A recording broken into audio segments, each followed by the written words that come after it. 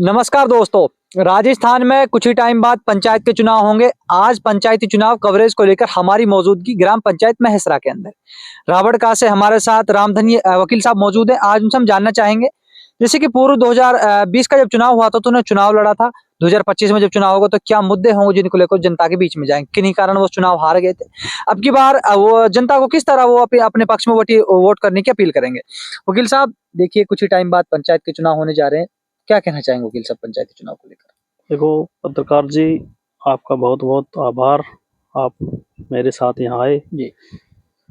पंचायत चुनाव में मैं सबसे पहले तो ये कहूँगा कि युवाओं को रोजगार, जो हमारे क्षेत्र के बच्चे हैं, हमारी ग्राम पंचायत के बच्चे हैं, बिल्कुल, जो बिल्कुल इंडस्ट्रियल एरिया के लगता हुआ है, इंडस्ट्रियल एरिया में ही है हमारी ग्राम पंचायत। बिल्कुल। तो हमारे जो ग्राम पंचायत के बच्चे हैं वो हरियाणा में कंपनियों में नौकरी करने के लिए जाते हैं। कहीं कोई बावल जा रहा है, कोई गुड़गांव जा रहा है। तो हम सबसे पहले यही चाहते हैं कि हमारे बच्चे हमारी ही इंडस्ट्रीज में काम करें। बिल्कुल। वकील साहब देखिए, आपने बात की आपके जो ग्राम पंचायत के बच्चे हैं वो दूसरे स्टेट, अदर स्टेट यानी कि हरियाणा के अंदर जॉब के लिए जाते हैं। आपका जो इंडस्ट्री यहाँ पे पूरे राजस्थान में, इसका नाम पूरे भारत में नाम है, अगर खुसकड़ इंडस्ट्रियल एरिया के नाम से जाना जाता है। शर्मा साहब, विकास अगर बात की जाए रोजगार को, कंपनियां कहती है लोकल बंदों के लिए हमारे लिए रोजगार नहीं है। शर्मा साहब किस तरह देखते हैं इस मुद्दे को आप? मैं सबसे पहले तो ये कहना चाहूंगा कि क्यों नहीं है, क्या हमारे बच्चों में योग्यता नहीं है? बिल्कुल। जो यूपी बिहार से दूसरे स्टेटों से लड़के यहाँ जॉब कर रहे हैं, क्या उनसे हमारे बच्चे किसी एजुकेशन में, शारीरिक फिजिकल में किसमें कम है? ये तो बताओ, क्यों नहीं है? बिल्कुल। दूसरा, जो इंडस्ट्रीज का है, ये पहले ही इंडस्ट्री जब यहाँ स्थापित हुई थी तो उनका पहले ही मानस था कि हम तो बाहर के बच्चों से काम कराएंगे। किसी भी कंपनी में अगर आप एक बच्चा दिखा दो हमारा जी, कि भाई इस बच्चे ने, लोकल ने ये कंपनी में ये काम किया, कोई भी क्रिमिनल टाइप का बच्चा हो तो उसकी हमारी जवाबदारी है। बिल्कुल। हम अगर ग्राम पंचायत मुझे नेतृत्व देती है तो मैं ये हर कंपनी के दरवाजे पर जाऊंगा अपने लोकल बच्चों को लेकर। बिल्कुल। और उनमें पूछूंगा मैं उनसे कि बताओ क्या कमी है हमारे बच्चों में, क्यों नहीं लगाते हमारे बच्चों। बिल्कुल। तो योग्यता के अनुसार जिसकी ITI है, ITI के हिसाब से काम दो, जिसकी बीटेक है, बीटेक के काम से दो। जैसे एजुकेशन है वैसे हमारे बच्चों को काम दो। बिल्कुल। सबसे बड़ा मुद्दा मेरा यही रहेगा कि लोकल बच्चों को, हमारे जो लोकल बच्चे हैं उनको अपने एरिया में रोजगार मिले। सरपंच साहब, मेरा आपसे एक सवाल रहेगा शिक्षा को लेकर। अगर शिक्षा व्यवस्था की बात की जाए, बड़ी ग्राम पंचायत है, 6 गांव के साथ आपकी ग्राम पंचायत जुड़ी है। सरपंच साहब, शिक्षा व्यवस्था को लेकर क्या कहना चाहेंगे? शिक्षा में तो देखो, अभी गवर्नमेंट के स्कूल है, करौली में भी +2 तक है, महेसरा में +2 तक है। बिल्कुल। और अभी हमारे गांव में भी +2 तक स्कूल हो गया है। लेकिन हमारे गांव में मेन प्रॉब्लम आ रही है अभी बिल्डिंग की। बिल्कुल। तो उसके लिए भी हम अगर ग्राम पंचायत से नेतृत्व करते हैं भविष्य में, तो हम उसके लिए सरकार से, विधायक जी से, सांसद जी से, बिल्कुल बिल्कुल, और राजकीय कोष से हम उसके लिए बिल्डिंग के लिए बजट लाएंगे और अपने स्कूल को बनवाएंगे। बिल्कुल, डेवलपमेंट होगा जी। रामधन जी देखिए, बात की जाए 6 गांव के, अगर कुछ परिवार ऐसे हैं सर जो प्राइवेट स्कूलों की फीस अफोर्ड नहीं कर सकते। बात की जाए सरकारी स्कूलों में, सरपंच साहब आपको जनता अपना नेतृत्व में सरपंच बनाती है, सर किस तरह काम करेंगे शिक्षा पर अगर आपको सरपंच बनाया जाता है?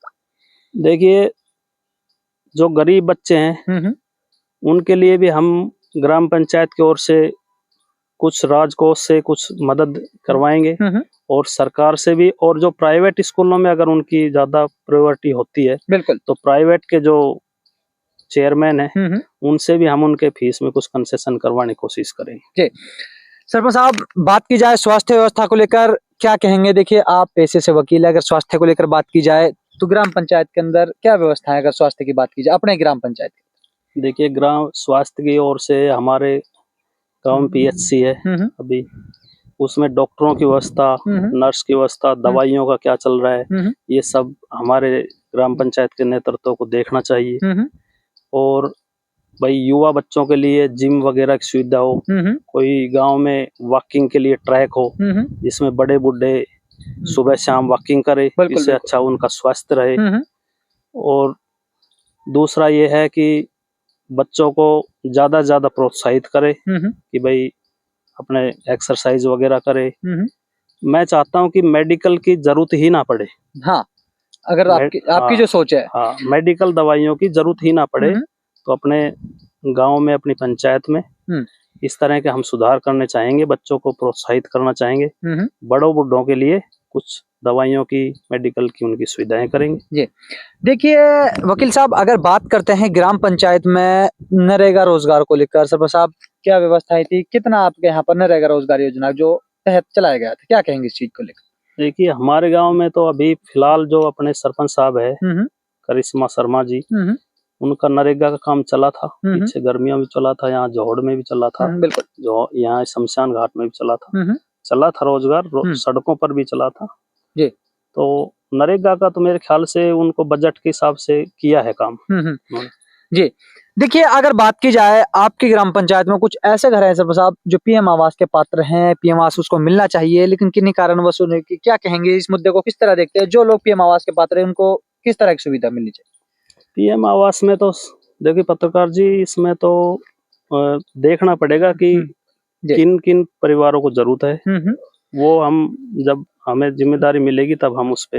वकील साहब देखिए, पीएम आवास कुछ आपसी मिलने वाले को, जैसे कि जो उनके पक्ष के होते हैं उन लोगों को मिलता है सरपंच साहब, ऐसा भी कुछ मतभेद होता है उनके साथ। ये भी जनता की सोच है कि जो पात्र होते हैं उनके लिए पीएम आवास नहीं मिल पाता है। आपको सरपंच बनाया जाता है, क्या सारी मतभेद उस टाइम भी चलेगा क्या? नहीं, मैं अगर मेरे को जनता इस प्रकार की कोई जिम्मेदारी देती है तो मेरे नजर में कोई मतभेद नहीं होना चाहिए। जो वास्तव में जो इसको अफोर्ड कर रहा है, योग्यता है जिसकी, बिल्कुल, कि उसी को मिलना चाहिए। इसमें क्या पक्षपात करना है। सरपंच साहब, अगर रोड व्यवस्था को लेकर बात की जाए, अभी आपके घर के लिए हम आए तो क्या कहना चाहेंगे इस रोड व्यवस्था को लेकर, क्या व्यवस्था है? रोड की तो ऐसा है पत्रकार जी, हमारे गांव में अभी सबसे बड़ी समस्या सीवर लाइन की। पानी भरता है चारों तरफ जी, तो लाइन, ये जो अभी पहले नालियां बनी हुई है ये भी भरी हुई है कीचड़ की, पानी की। तो हमारे गांव में सबसे बड़ी समस्या है सीवर लाइन की। सीवर लाइन पाइप दबे पूरे गांव में, उसके बाद में वो रोडों का नवीनीकरण हो और हर गली, जब सीवर लाइन दबेगी तो हर गली में काम होगा। बिल्कुल, देखिए रामधन जी, अगर आपने बात की सीवरेज को लेकर, सरपंच साहब सीवरेज की अगर बात की जाए तो जब लोगों से बात की सीवरेज का काम ही कर कम, लेकिन सरपंच साहब आप कह रहे हैं कि लोग पानी का निकासी नहीं है, क्या किस तरह देखते हैं समस्या को? चौमासे के मौसम में और बुरी हालात हो जाती होगी यहाँ की। जी। हाँ, क्या कहेंगे इस चीज को, किस वजह से, किस तरह देखते हैं अगर सीवर की बात की जाए तो? सीवर लाइन अगर है तो हमारे यहाँ साबी नदी है नजदीक, 1 किलोमीटर नजदीक है साबी नदी। बिल्कुल। तो हालांकि वो जो साबी नदी है वो किशनगढ़ बास विधानसभा से होके निकलती है। तो हमें उनके विधायक साहब से भी बात करेंगे, अपने विधायक साहब से भी करेंगे जी, और उसके सहयोग से सीवर लाइन का पानी साबी नदी में डाला जाए। बिल्कुल, इसी साबी नदी में हरियाणा रेवाड़ी विधानसभा का पूरा पानी आ रहा है, तो क्यों ना हम भी इसी को यूज किया जाए। शर्मा साहब, जब खुसखेड़ा और करौली की बात करते हैं तो लोग बागों की, कंपनियों का काला पानी लोगों को बीमारी की जड़ बना पड़ा है, सबसे बड़ी समस्या है गांव वालों की, क्या कहेंगे इस चीज को लेकर आप? देखिए, इंडस्ट्रियलीज का जो काला पानी कहते हैं जिसको, जो गंदा पानी आ रहा है, केमिकल युक्त पानी आ रहा है, वो देखिए उसकी हम विधायक साहब से ही करेंगे। वो ग्राम पंचायत लेवल का काम नहीं है, वो तो पूरी विधानसभा, सांसद जी हमारे भूपेंद्र जी, विधायक जी बालकनाथ जी, इनसे हम मिलकर एक प्रतिनिधि मंडल इनके पास भेजेंगे। उसके बाद इसका स्थायी समाधान करने की कोशिश करें। देखिए रामधन जी, अगर आप पर जनता 2025 के में भरोसा जताती है, आपको सरपंच बनाती है, जो भी ग्राम पंचायत की मुख्य समस्या है, सर क्या समस्या सोल्व हो पाएंगी, किस तरह भरोसा कर सकती है जनता? देखिए, अगर मुझे जिम्मेदारी दे दी जाती है ग्राम पंचायत की तरफ से, सभी गांव वासियों की तरफ से, तो मैं हर संभव और हर समस्या का निराकरण करने की कोशिश करूंगा। मैं कानूनी तौर पर भी, मैं पैसे से एडवोकेट हूँ, तो मैं कानूनी अड़चनों को भी दूर करूंगा और विधायक साहब से भी सामंजस्य बैठाऊंगा और सांसद जी से भी, और गांव का विकास और चारों तरफ से विकास कराऊंगा। देखो सर, अगर बात की जाए तो कुछ लोग यह भी कहते हैं कि जब सरपंच बनता है तो वो सिर्फ कमाने के लिए बनता है, अपना जेब भरने के लिए, अपना घर बनाने के लिए सरपंच बनता है। सरपंच साहब, इस सोच को किस तरह, क्या आपकी, अगर आप क्या इस तरह की सोच रहेगी? मैं आपसे ये सवाल क्लियर करना चाहूँ। पत्रकार जी, कमाने की बात ये है, मैं तो पैसे से वकील हूँ, मैं तो अपनी वकालत कर रहा हूँ। बिल्कुल, और वो अगर जनता मुझे प्रतिनिधि बनाती है तो फिर भी मैं अपनी वकालत के साथ साथ जनता की सेवा करूंगा। कहीं ऐसा तो नहीं होगा सरपंच साहब जो आपने सवाल रखे हैं सरपंच बनने के बाद ये सवाल 5 साल के लिए कहीं छुप जाए, ये दिखाई ना दे आप, ये सवाल ऐसा तो नहीं होगा सर? पत्रकार जी आप भी हाँ। यहीं रहोगे, हम भी यहीं रहेंगे, बिल्कुल। आप दोबारा पर हाँ। कर लेना ये क्वेश्चन, फिर पता चल जाएगा काम अगर क्या सरपंच जनता बनाती है, भरोसा जी, करती है तो। जी जी। आप लोगों ने देखा ग्राम पंचायत महेसरा से सरपंच पद के भावी उम्मीदवार रामधन वकील साहब हमारे साथ जुड़े थे, जिन्होंने अपने विचार हमारे सामने रखे। यदि 2025 के चुनाव में अगर रामधन जी पर जनता भरोसा जताती है, इनको सरपंच बनाती है, तो इनका जो सबसे बड़ा मुद्दा होगा रोजगार की समस्या को खत्म करने को लेकर होगा। इन्होंने कहा अगर मैं सरपंच बनता हूं तो हर कंपनी के गेट को मैं खटखटाऊंगा, उनको रोजगार के लिए बच्चों का जो अधिकार उनको दिलाऊंगा। यदि इन पर भरोसा जताती है तो आप लोग मेरे साथ लगातार देख रहे पंचायती चुनाव कवरेज राजस्थान।